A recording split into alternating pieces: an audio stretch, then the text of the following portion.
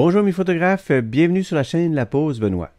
Aujourd'hui, j'ai eu une idée de faire cette vidéo puisque j'ai eu un défi relevé sur mon forum de discussion dont je suis membre sur la thématique des ombres. Plusieurs idées qui sont venues en tête. On peut aller en extérieur, faire de la photo et puis jouer avec les ombres, de la lumière ambiante ou réaliser en studio. Alors moi, j'ai arrêté mon choix sur la deuxième option. Ayant des figurines de Tintin, j'ai décidé de jouer avec ces figurines et puis la lumière et quelques accessoires. Alors vous allez voir, dans la première partie, on va être en studio, puis je vais vous expliquer comment j'ai procédé. Puis en deuxième partie, on va aller dans Affinity Photo faire les retouches. À tout de suite. Alors en studio, j'ai utilisé les figurines de la série de Tintin. Dupont, Tintin et le Capitaine Haddock. Et également, j'ai utilisé des accessoires de cuisine. J'ai utilisé, comme on voit ici, une grille d'une cafetière. Alors, pour l'éclairage, j'ai utilisé le téléphone intelligent avec la lampe frontale pour avoir un éclairage très concentré, un peu comme avec un snoot qu'on met au bout d'un flash Cobra. Et puis, comme vous pouvez le constater, j'ai déplacé le téléphone intelligent à différents angles pour donner différents effets au niveau des ombres. J'ai également utilisé une petite lampe Small Ring avec différentes couleurs, bleu, rouge. Mais ce que j'ai retenu à la fin, finalement, je me suis dit, OK, je vais faire une série de 3 photos. Je vais les post-traiter en noir et blanc pour donner un petit peu plus de caractère. C'est ce qu'on va voir dans Affinity Photo. On finit ici la séance photo en studio.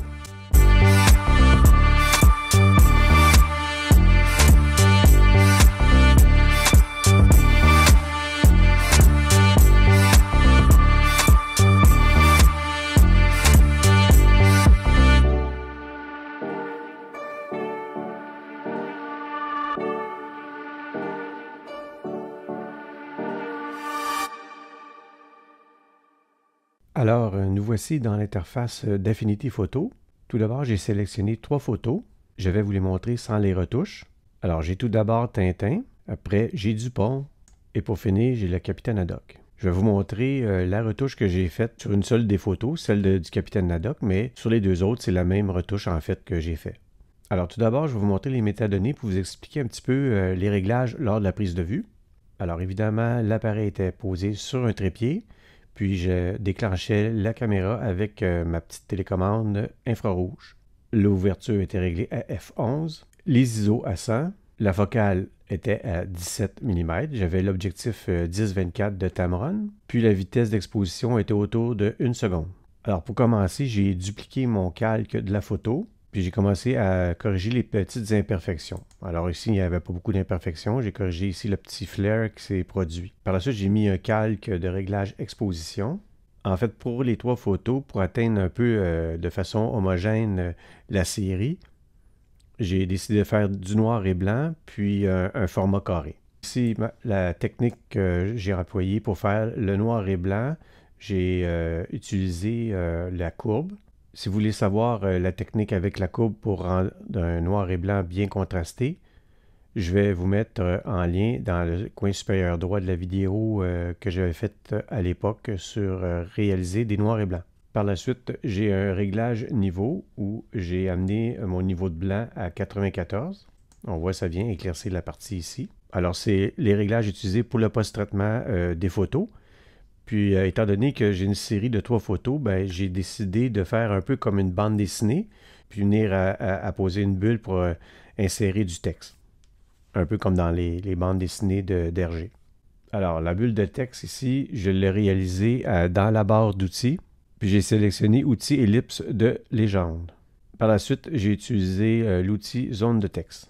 Alors, le Capitaine Haddock ici est un peu en beau fusil, puisqu'il est en train de chercher, il se demande où est Tintin. Je vais vous montrer maintenant les 2 autres photos retouchées. On a ici Dupont et Dupont avec son chapeau qui lui couvre les yeux. Puis là, il dit, évidemment, je dirais même plus que je n'y vois plus rien. Alors, on voit ici l'ombrage du fouet quand j'ai éclairé avec le cellulaire, puis que ça donne quand même un bel effet. Ici, Tintin, j'ai joué sur les ombrages que faisait la plaque de la cafetière.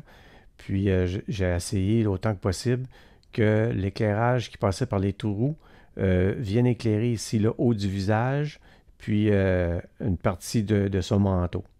Et on voit aussi la base ici qui est éclairée avec des points lumineux. Puis on voit l'ombrage qui se poursuit ici contre le panneau arrière là, que j'avais pour exécuter la photo.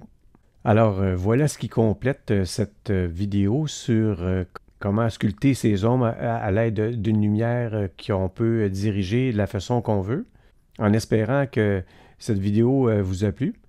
Si c'est le cas, mettez un petit pouce bleu, ça fait toujours plaisir.